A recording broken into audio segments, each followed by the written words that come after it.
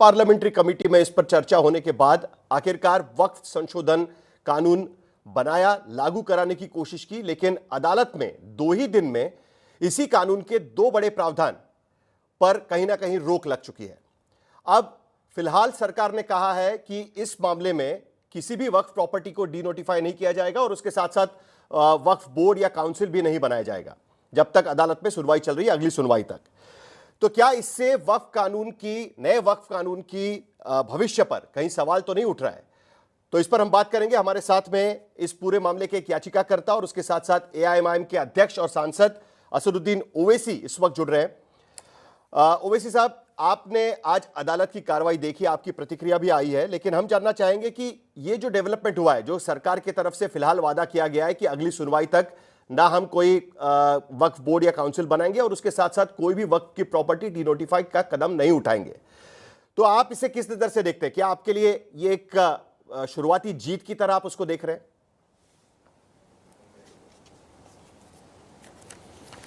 नहीं, मैं ऑनेस्टली आपसे कहना चाहूँगा कि इतना स्ट्रांग वर्ड जीत इतना जल्दी बोलना गलत होगा।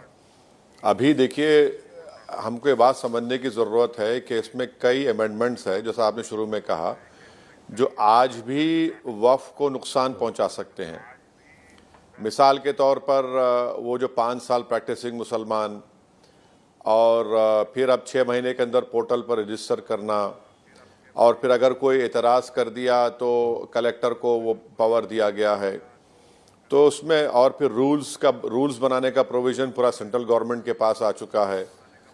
तो ऐसे कई उसमें प्रावधान है, अमेंडमेंट्स जो है उसके खिलाफ अभी सुप्रीम कोर्ट ने कहा नहीं है, तो सरकार उसको इस्तेमाल कर सकती है, जिससे वक्फ की प्रॉपर्टीज़ को हमारी राय में नुकसान हो सकता है, नुकसान होगा भी। जैसा कि हम शुरू से कह रहे हैं कि ये पूरा अमेंडमेंट जो लाया गया वो अनकॉन्स्टिट्यूशनल है, फंडामेंटल राइट्स का वायलेशन आर्टिकल 14 का, 15 का, 25 और ख़ास तौर से 26 का। तो सुप्रीम कोर्ट ने आज ये जो बातें कही हैं कि सेंट्रल वक्फ काउंसिल, स्टेट वक्फ बोर्ड को कॉन्स्टिट्यूट नहीं किया जाएगा, जितने प्रॉपर्टीज रजिस्टर्ड हैं, नोटिफाइड हैं, गजेटेड हैं, उसमें वक्फ बाय यूज़र भी है, उनको आप निकाल नहीं सकेंगे। तो ये सुप्रीम कोर्ट का फैसला है। तो अभी लीगल बैटल तो चलेगी ना, 5 मई को फिर है। तो हमारा जो all India Muslim personal law board का जो स्टेटमेंट आएगा, और मेरी राय यह है कि हमारा प्रोटेस्ट चलता रहेगा। हम यही चाहेंगे कि इस कानून को वापस लिया जाए। ये कानून मुसलमानों की मज़हब के ऊपर, उनके ईमान के ऊपर, उनकी शनाख्त के ऊपर एक हमला है, और हम इसके खिलाफ अपना प्रोटेस्ट जारी रखेंगे।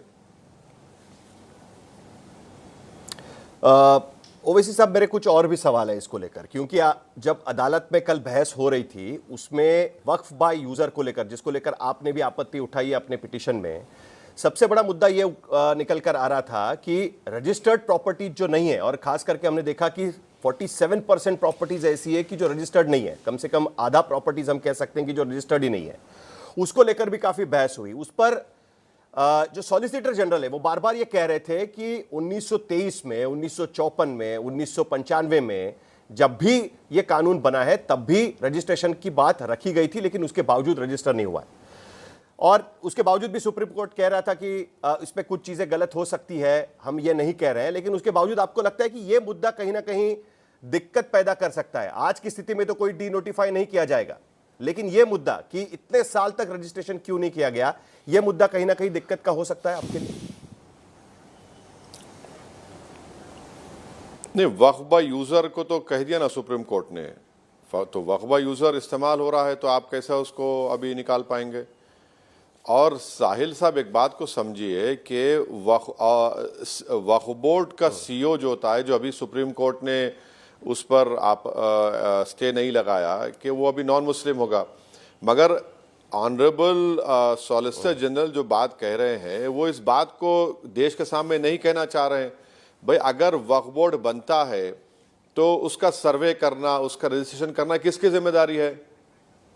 सरकार की जिम्मेदारी नहीं है क्या? सीईओ तो आप अपॉइंट करते हैं। सीईओ जब आप अपॉइंट कर रहे हैं तो आप सर्वे भी नहीं करते, तो जिम्मेदारी आपकी है ना, वो तो आपके खाते में जाएगा। मैं आपको एक मिसाल देता हूं। गुजरात में यह कहा गया कि सूरत म्युनिसिपल कॉरपोरेशन की प्रॉपर्टी को वक्फ आपने ऐलान घोषित कर दिया। उस वक्त वक्फ बोर्ड कॉन्स्टिट्यूट नहीं किया गया था, सीओ था जो बीजेपी की सरकार ने उसको बनाया। फिर ट्राइब्यूनल में गया, ट्राइब्यूनल ने कहा कि हाँ वो वक्फ नहीं है। तो कहीं पर तो सर्वे नहीं हुआ है, कहीं सरकारों ने तो बोर्ड कॉन्स्टिट्यूट भी नहीं किया है, तो फिर उसका क्या होगा। और फिर आप देखिए कि वक्फ और औलाद है, वक्फ और औलाद का जो प्रोविजन है वो तो अभी सुप्रीम कोर्ट ने उस पर स्टे नहीं लगाया है या रोक नहीं लगाई है। तो ऐसे कई प्रोविजन है, इसलिए कह रहा हूं कि legal battle all India Muslim personal law board को मेरी राय में अपनी लीगल बैटल को कंटिन्यू करना चाहिए और अपना प्रोटेस्ट प्रोग्राम कंटिन्यू करना चाहिए। दो मुद्दे इसमें आपने, उसमें से एक मुद्दा तो अभी उठा लिया वक्फ अल औलाद को लेकर, उसको लेकर सुप्रीम कोर्ट कह रहा है कि देखिए हिंदू सक्सेशन एक्ट भी बनाता है। जब से कपिल सिब्बल ये मुद्दा उठा रहे थे, उनका ऑब्जर्वेशन है इसमें सुनवाई के दौरान, तो उसमें क्या गलत है। दूसरा उन्होंने एक मुद्दा उठा लिया कि लिमिटेशन एक्ट को लेकर जो इंट्रोड्यूस किया गया उसको लेकर भी वो अप्लाई किया गया, उसको लेकर भी वो मुद्दा उठा रहे थे। उसमें भी उसने कहा, सुप्रीम कोर्ट का ये कहना था कि इसके एडवांटेजेस भी है, डिसएडवांटेजेस भी है। आप कैसे देखते हैं? कुल मिलाकर ऐसा नजर आता है कि सुप्रीम कोर्ट बीच बचाव करना चाहता है कि देखिए पूरा का पूरा तो हम स्टे नहीं देंगे, लेकिन कुछ चीजें आप समझिए, कुछ चीजें सरकार को समझनी चाहिए। इस तरीके से कहीं ना कहीं सुप्रीम कोर्ट की हियरिंग तो नहीं जा रही है। तो साहिल साहब आपने तीन चीजें उठाई। एक लिमिटेशन एक्ट, तो लिमिटेशन एक्ट जब अप्लाई होगा तो आज से लिमिटेशन एक्ट अप्लाई होगा तो मैं तो जो एनक्रोचर्स है वो मालिक बन जाएंगे। जितने 12 साल से वक्फ की प्रॉपर्टीज पर जो लोग एनक्रोचर हैं वो अब ओनर बन जाएंगे, तो ये तो नुकसान हो रहा है वक्फ बोर्ड का, वक्फ प्रॉपर्टीज नुकसान हो रहा है। दूसरा साहिल साहब आपके बात समझना चाहिए कि देश समझना चाहिए कि वक्फ इवैक्यू प्रॉपर्टीज हैं जिसका मालिक वक्फ बोर्ड है, आज की तारीख से वो कस्टोडियन में चले जाएगा, कस्टोडियन गवर्नमेंट का होगा। तो हरियाणा में, खास तौर से हरियाणा में जो हजारों एकड़ जिससे इनकम आती थी वक्फ बोर्ड को, उससे महरूम हो गए।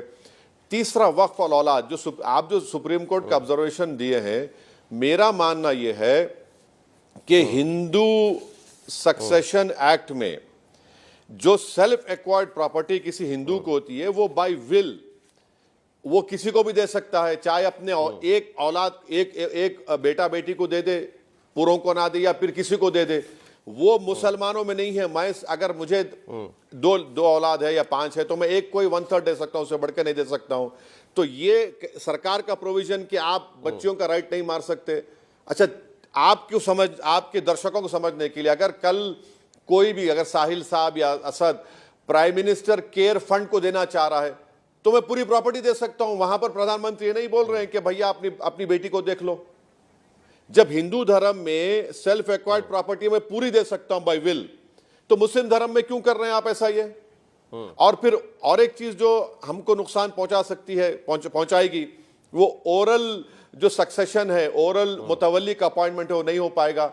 जबकि आप ट्रांसफर ऑफ प्रॉपर्टी में ओरल ट्रांसफर ऑफ प्रॉपर्टी को मानते हैं और आप यहां ओरल मुतवल्लीशिप को मानेंगे नहीं। और आखिरी बात, जो सेक्शन 2 है, जो ट्रस्ट है, जो आपके मुंबई में जो भारत का सबसे दौलतमंद आदमी, उसको तो फायदा पहुंच जाएगा, उसको तो फायदा पहुंच, एक तो उसको फायदा पहुंचेगा इस ट्रस्ट सेक्शन 2 से, दूसरा उसको फायदा पहुंच जाएगा एडवर्स पोजेशन से। तो वो जो खोजा ऑर्फनेज था तो प्रॉपर्टी चलेगा ही ना। लेकिन तो इसलिए हम कह रहे हैं कि अभी लीगल बैटल है, हमारी लड़ाई जारी रहेगी, हमको अपनी लड़ाई लड़ना है। नहीं, लेकिन दूसरी तरफ कहीं ना कहीं इसका भी कंसर्न दिखता है ना। जैसे एक पूरा का पूरा गांव जो है बिहार में, वक्फ बोर्ड ने कहा कि भाई ये हमारी प्रॉपर्टी है। अभी हाल ही में हमने देखा कि तमिलनाडु में भी सितंबर 2022 में एक गांव पर पूरा का पूरा क्लेम डाल दिया। ये भी तो कहीं ना कहीं दिक्कतें हैं। तो कहीं ना कहीं सुप्रीम कोर्ट दोनों चीजें देख रही है। जो एडवांटेज डिसएडवांटेज की बात कर रहे हैं वो उस तरीके से कर रहे हैं, ऐसा नहीं लगता आपको?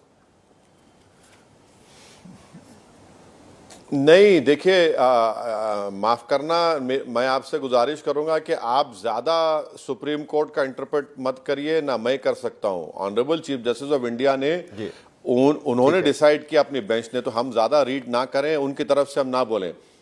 जहां तक तमिलनाडु के गांव का आप जिक्र कर रहे हैं, आप जो ज्वाइंट वर्किंग कमेटी में जो बीजेपी के एमपीज थे उनको बुलाकर पूछ लीजिए, या एनडीए के, तमिलनाडु सरकार ने क्लैरिफाई कर दिया, वो मसला नहीं है रहा अभी।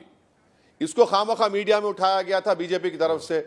जब चेन्नई में हम लोग गए थे, वहां पर तमिलनाडु सरकार ने आकर उसको पूरा क्लैरिफाई कर दिया, कोई इशू ही नहीं है।